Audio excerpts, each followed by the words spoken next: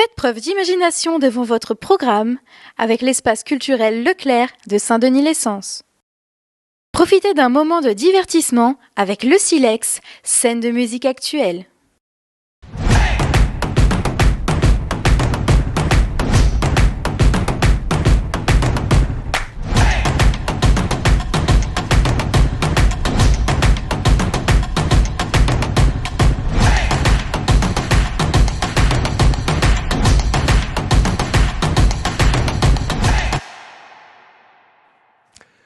Bonjour à toutes et à tous et bienvenue dans votre journal d'information locale du vendredi 8 décembre 2023. Vous avez été plus de 55 000 visiteurs à visionner nos contenus cette semaine sur les réseaux et nous vous en remercions. Évidemment, continuez à regarder et à retransmettre notre journal. D'ailleurs, il est en direct et en simultané sur Facebook et YouTube. N'hésitez pas à liker, commenter et même partager.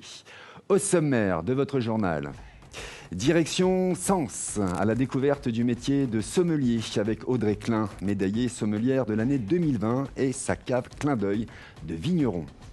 Et puis, direction Villeneuve-sur-Yonne, instant jardinage avec les arrivées actuelles de la jardinerie Calancote.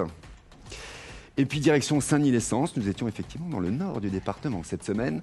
À Saint-Denis-les-Sens, nous sommes allés à la rencontre des fans de la chanteuse Vita lors de sa séance de dédicace à l'espace culturel Leclerc.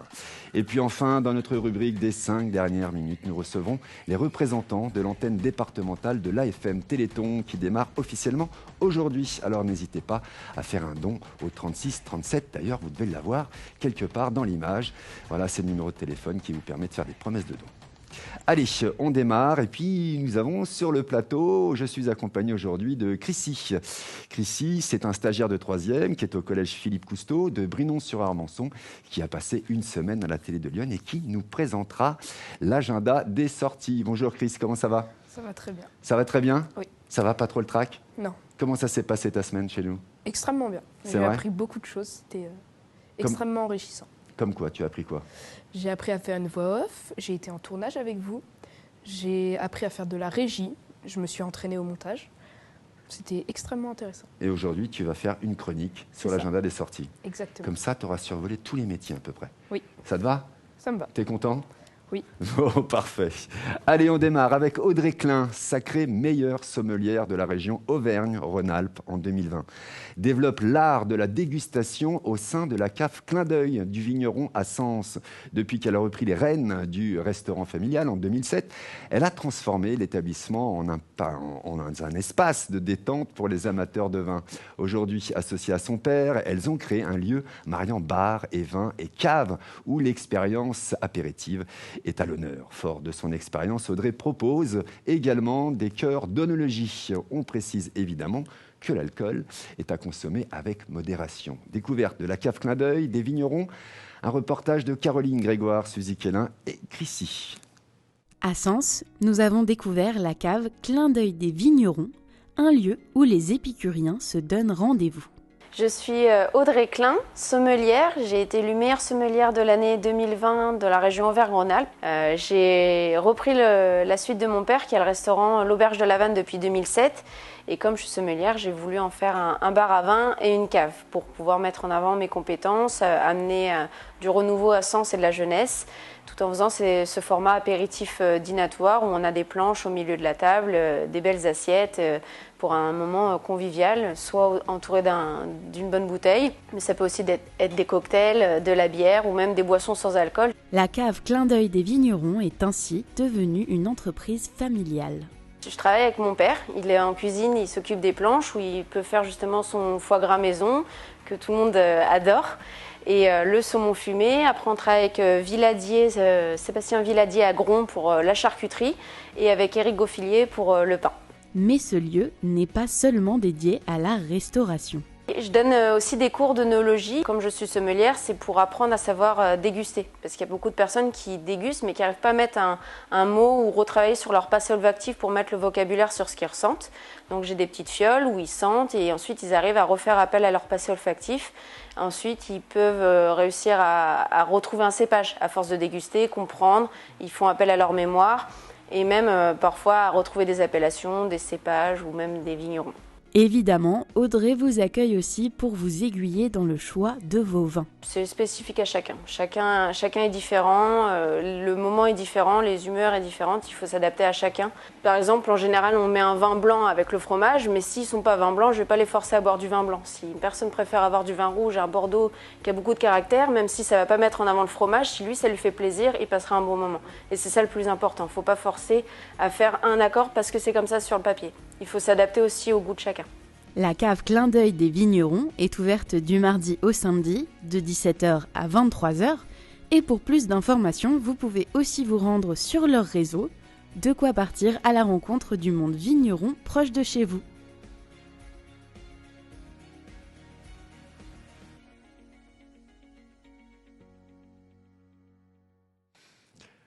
Implantée au 34 faubourg Saint-Nicolas Villeneuve-sur-Yonne, la jardinerie Calancote se présente comme une source de conseils pour les amateurs de jardinage. Elle est ouverte du lundi au dimanche matin et nous nous sommes rendus sur les lieux afin d'obtenir quelques recommandations saisonnières. C'est Léa Gauthier, l'assistante commerciale, qui nous a accueillis au sein de la jardinerie.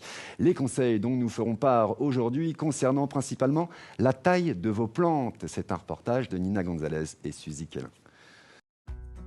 Nous nous sommes rendus à la jardinerie Calancote afin qu'ils nous donnent quelques recommandations.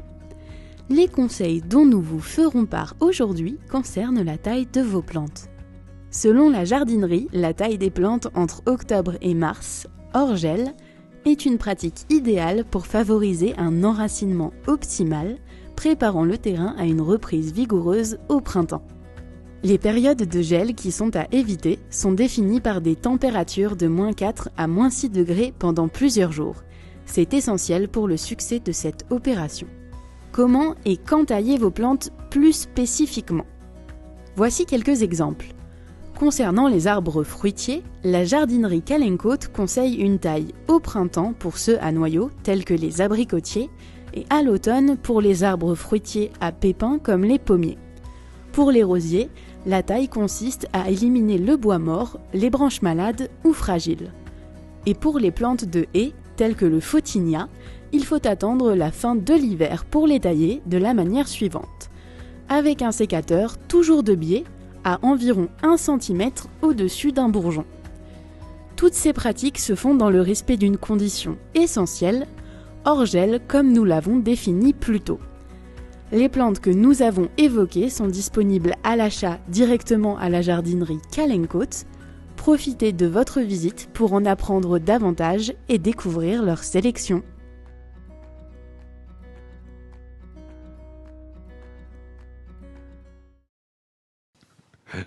Fraîchement couronnée artiste féminine francophone de l'année 2023, lors des Energy Music Awards, Vita était présente à l'espace culturel Leclerc à Saint-Denis-les-Sens le samedi 2 décembre pour une séance de dédicace dédiée à son dernier album intitulé Charlotte.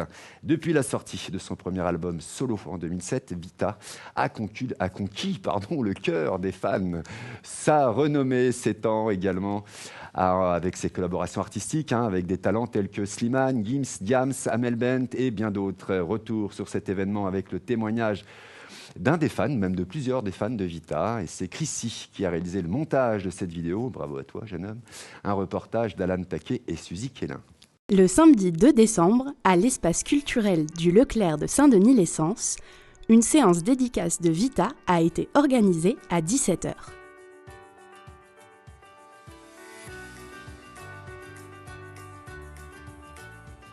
L'événement a attiré beaucoup de fans, comme Tiffany et Jason. On a attendu depuis 13h pour être les premiers. Franchement, c'était super bien. Franchement, je suis contente de l'avoir en vrai. Que de l'avoir dans la télé, c'est mieux de voir les célébrités en vrai qu'à la télé.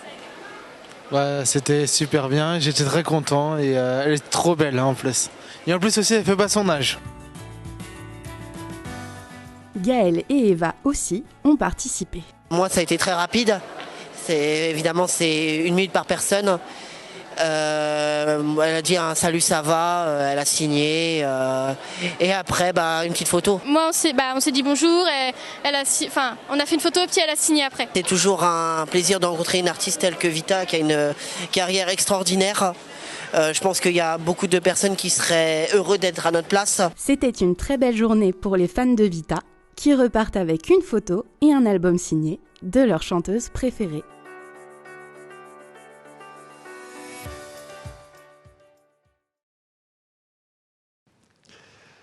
C'est l'heure et c'est le jour du Téléthon. C'est ce week-end. Pour l'occasion, nous recevons sur le plateau les représentants de l'antenne départementale de l'AFM Téléthon. C'est maintenant dans notre rubrique des 5 dernières minutes.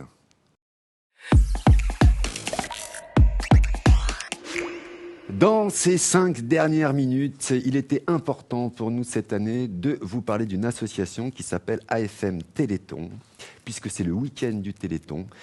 Mais l'association que je reçois aujourd'hui, c'est une délégation de malades de Lyon qui est présente sur le plateau, à savoir, on va commencer par Stéphane Play, qui est délégué adjoint trésorier. Bonjour Stéphane. Bonjour. Comment allez-vous ? Ça va, merci. Bon, vous êtes prêts ? On a tout préparé ? Oui, on essaye. On va parler de tout ce que vous faites dans votre association, bien évidemment, et des actions, quelques actions à la fin de cette chronique du Téléthon qui va avoir lieu, des actions du Téléthon. Mais vous n'êtes pas le Téléthon, et on va l'expliquer pourquoi. Et en face, on a le délégué général départemental, c'est Denis Germain. Bonjour Denis. Bonjour. Comment ça va ? Ça va. Merci à vous, parce que je sais que vous venez de loin, dans Lyon. En tous les cas, on dit loin dans Lyon, mais quand il s'agit de Tonnerre ou quand il s'agit de Ville-le-Roi, pour vous, ça fait déjà quelques kilomètres. Absolument. Merci à vous d'être venu jusqu'à Joigny ici dans nos studios. Et puis moi, j'aimerais beaucoup vous m'expliquer, on va demander dans un premier temps à Stéphane, un petit peu la genèse. Je crois que ça fait une quinzaine d'années qu'existe l'association.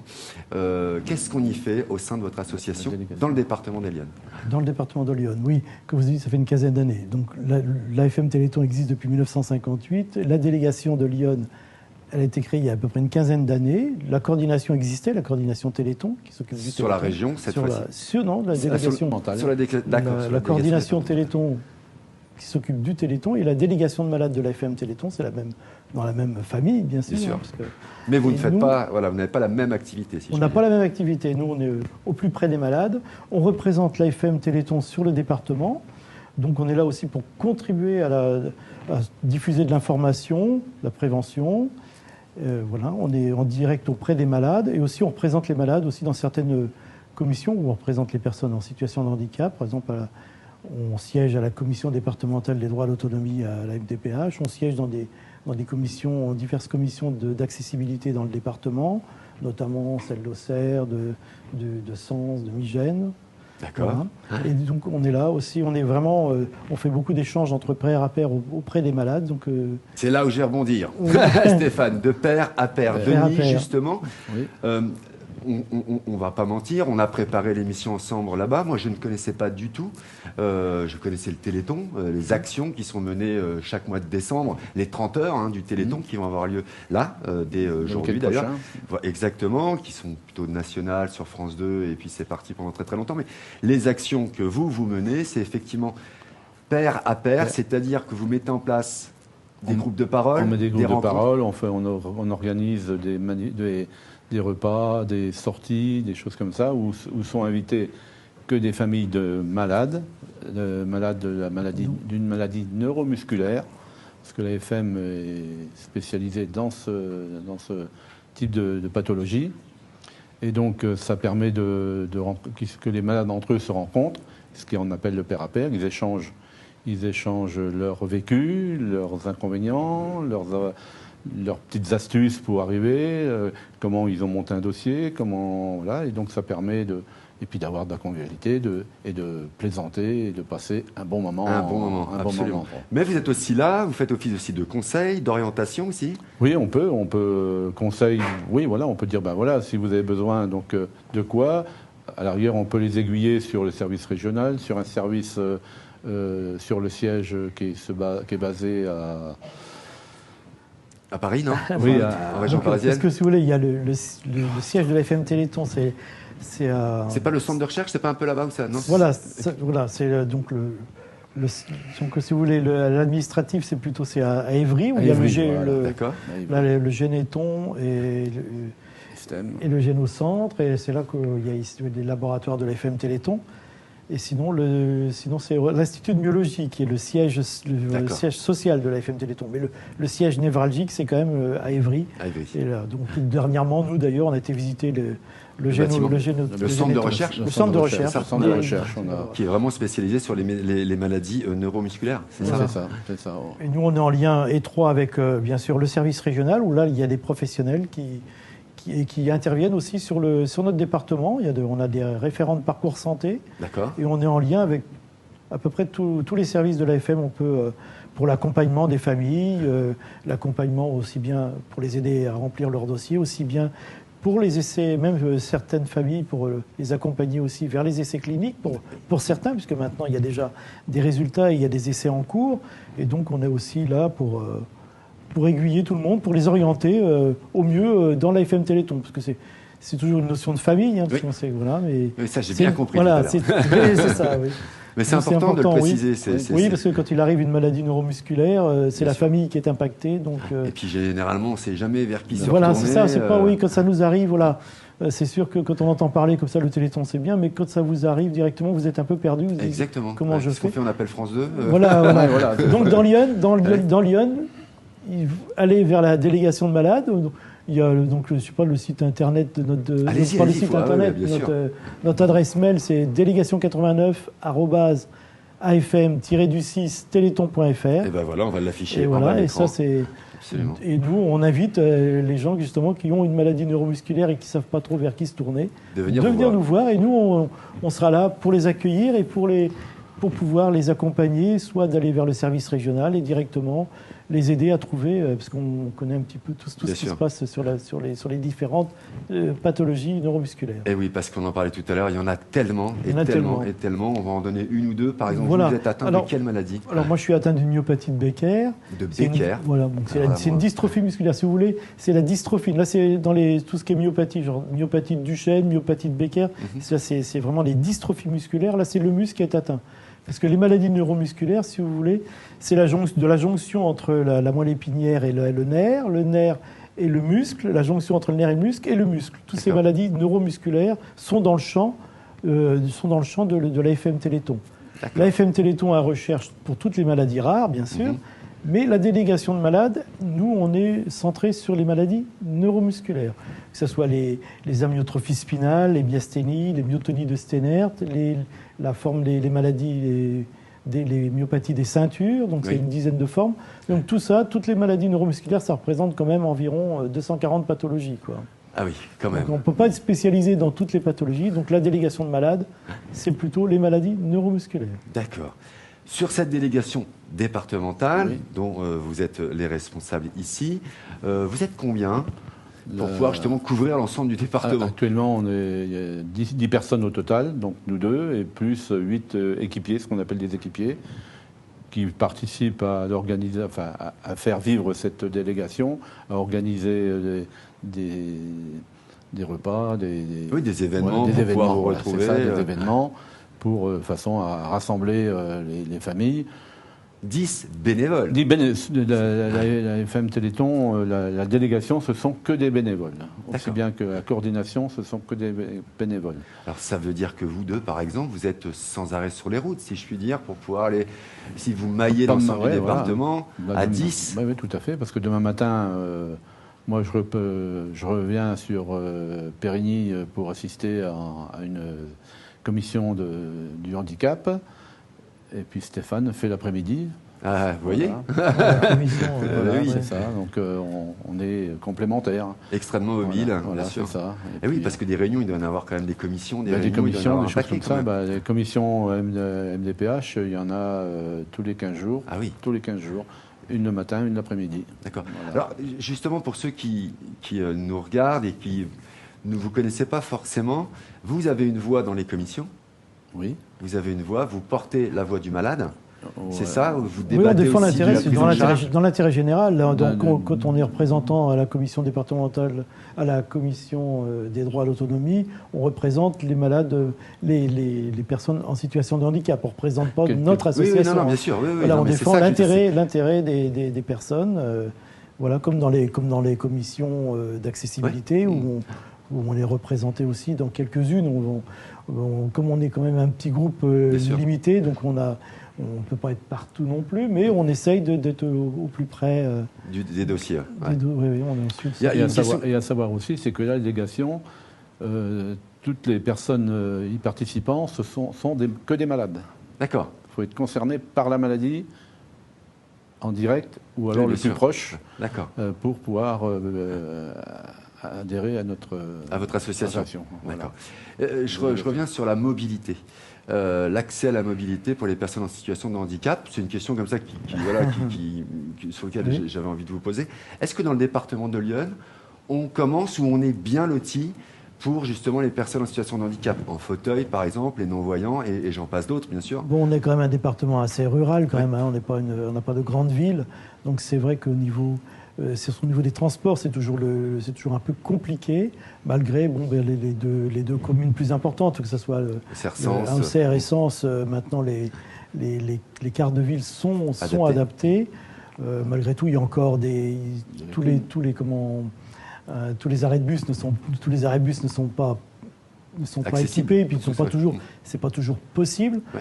Il y a eu des gros efforts de frais, mais c'est vrai que si vous voulez, par rapport donc la dernière loi sur le handicap, c'était la loi de 2005. Les communes se sont quand même à partir de 2012, 2010-2012. Elle était là ma question. Est-ce que par exemple les bâtiments publics sont il y a encore du travail. On ne peut pas dire qu'il y a des choses qui ont été faites. Il y a de l'amélioration, il y a des choses faites. Il y a encore du travail. Et vous y veillez? On y veille, oui, bien sûr. C'est pour ça qu'on est présent dans certaines commissions d'accessibilité. Et même la loi, il y a eu des choses qui ont été reprises en arrière. Donc on est obligé de se battre quand même au quotidien pour pas que cette loi, qui était une très bonne loi, puisse toujours être... Oui, d'actualité. Voilà. Il faut quand même toujours, malgré tout, on n'est pas encore arrivé. Il y a encore beaucoup d'efforts à faire. Donc vous faites respecter la loi. On respecte la loi. Là, vous essayez en tous les cas en rappelant cette loi, bien sûr. Qui est une loi de l'égalité des chances. Exactement, absolument. Denis, bientôt, il va y avoir, c'est pas bientôt, c'est là, ça a déjà démarré pour certains. Là, on va parler effectivement des 30 heures du Téléthon qui va durer tout le week-end, si je peux dire. Voilà. Mais ça a aussi démarré quand même en novembre dans le département, il y a eu des actions. Il y a des actions qui ont commencé à me voir en octobre.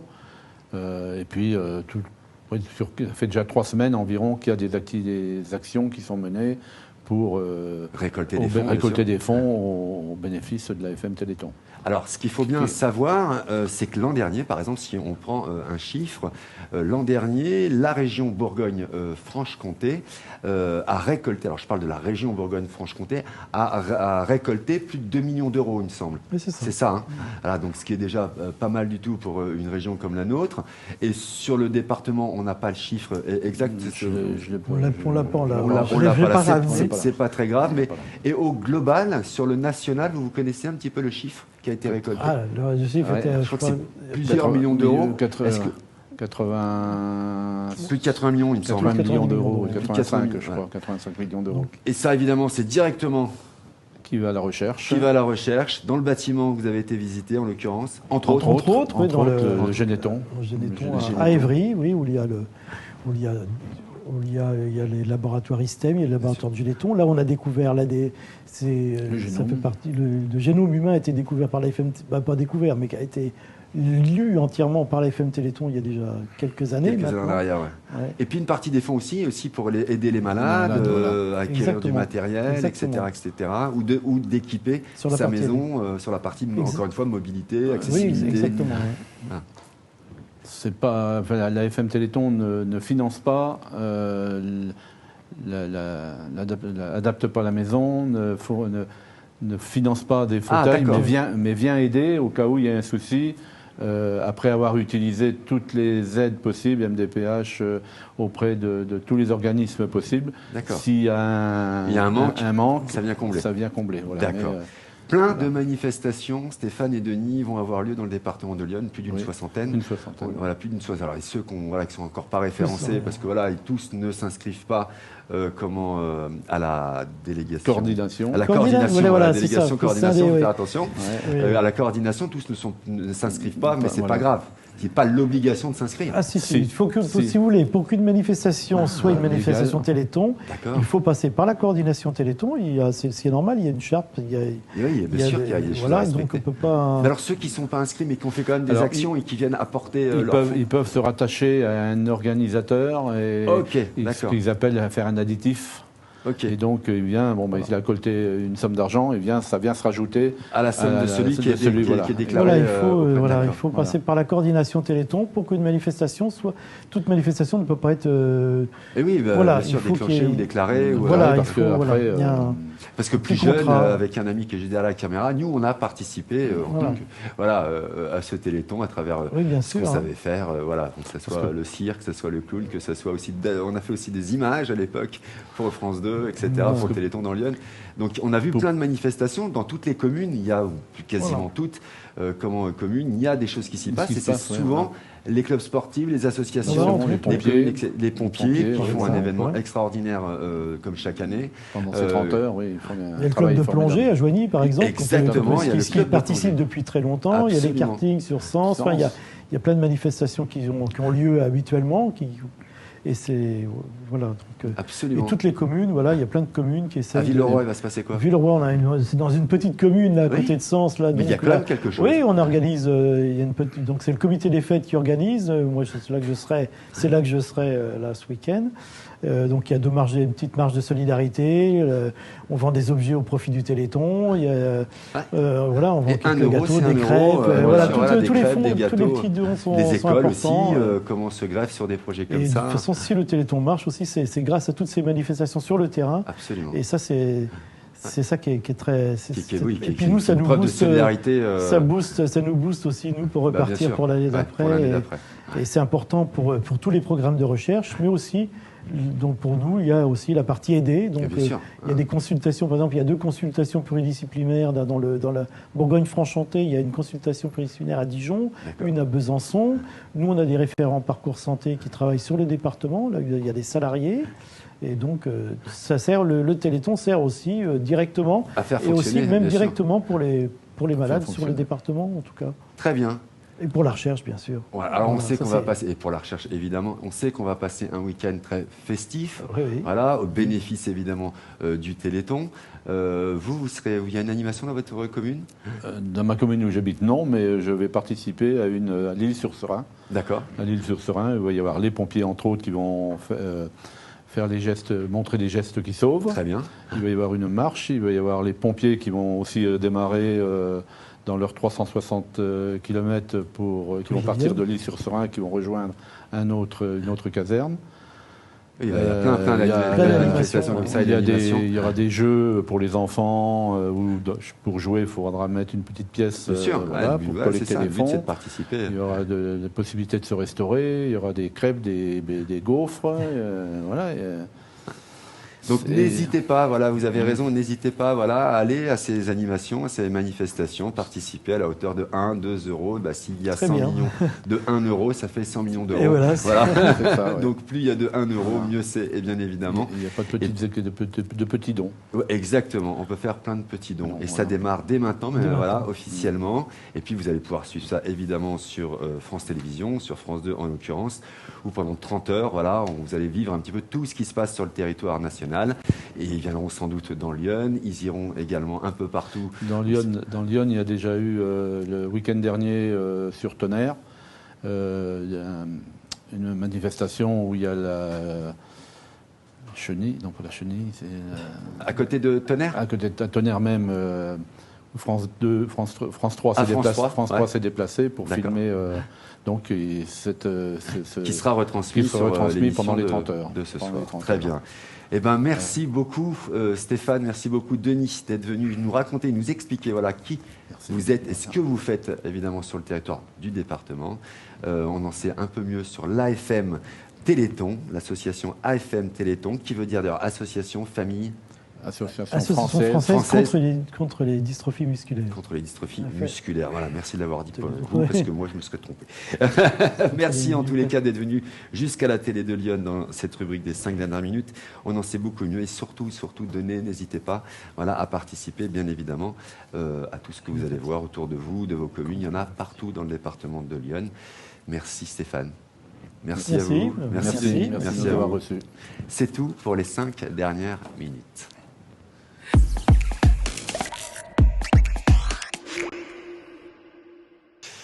Oui, merci à l'association AFM Téléthon, merci à Stéphane et merci à Denis, à cette délégation que nous avons découverte de l'AFM Téléthon. N'hésitez pas à taper AFM Téléthon départemental et vous verrez toute l'aide qu'ils peuvent vous apporter. Et je le répète, c'est le 3637, le Téléthon, n'hésitez pas pour faire un don. Voilà. Et on va enchaîner tout de suite parce que c'est bientôt la fin de votre journal. Mais avant de nous quitter, passons à l'agenda des sorties présenté par Chrissy.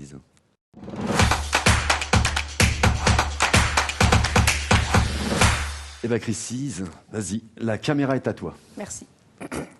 Bonjour à toutes et à tous. Cette semaine, je vais vous proposer quelques idées de sortie pour les jours à venir sur la thématique de Noël. Demain, samedi 9 décembre, à partir de 15h, c'est le marché de Noël de Gurgy. Vous pourrez y découvrir des exposants de tout genre. Il y aura aussi beaucoup d'activités, d'animations. Vas-y, prends ton temps. Oui. On a le temps, on n'est pas pressé. Comme par exemple un spectacle de jongleurs de feu à 19h et même un feu d'artifice. N'hésitez pas à vous y rendre, c'est évidemment ouvert au public et ça se déroulera à la place de la rivière de Gurgy. Tu vas y aller, toi ? Non, je ne pense pas. Comme ça, c'est clair. On continue. Alors, le vendredi 15 décembre, la comité des fêtes d'Apoigny vous donne rendez-vous pour célébrer Noël et la fin d'année avec un concert donné par la voix d'Auxerre sous la direction de Sandrine Lamotte. Un verre de vin ou de chocolat chaud sera offert aux personnes présentes. Ce sera à 19h, vendredi 15 décembre, à l'espace culturel d'Apoigny, route de Brie. L'entrée est libre. À Villeport, proche de Sens...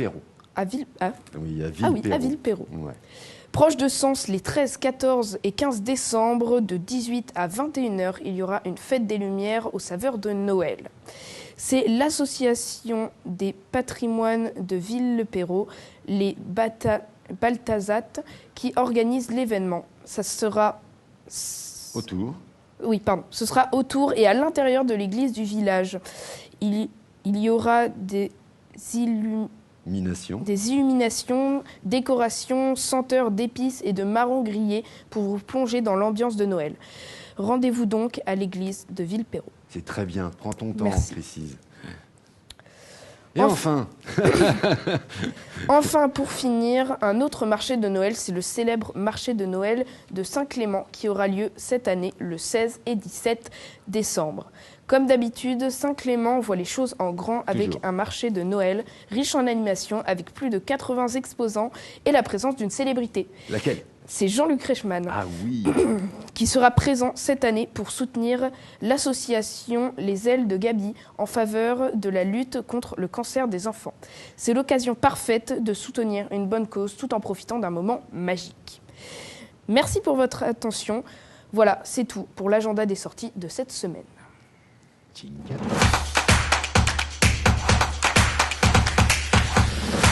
Alors, on va rester sur le plan large. Non, on peut rester sur le plan large.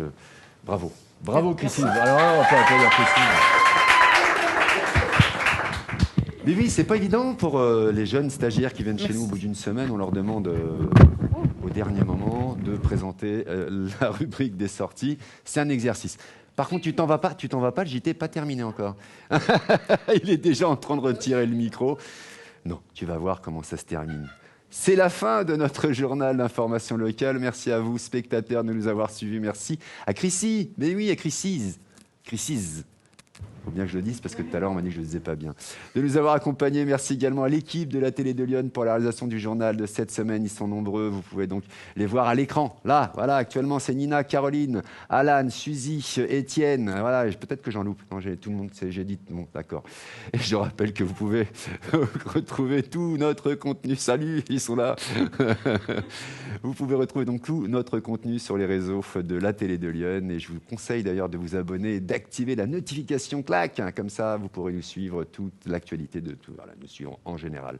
On se retrouve là, tout de suite après à 13h10, mais cette fois-ci sur Icône Radio. Voilà, je vous précise également qu'il n'y aura pas de JT la semaine prochaine. Vous pourrez donc voir votre émission du vendredi 22 décembre et ça sera le dernier journal d'information locale de l'année. En attendant, je vous souhaite un bon appétit et à bientôt sur la télé de Lyon.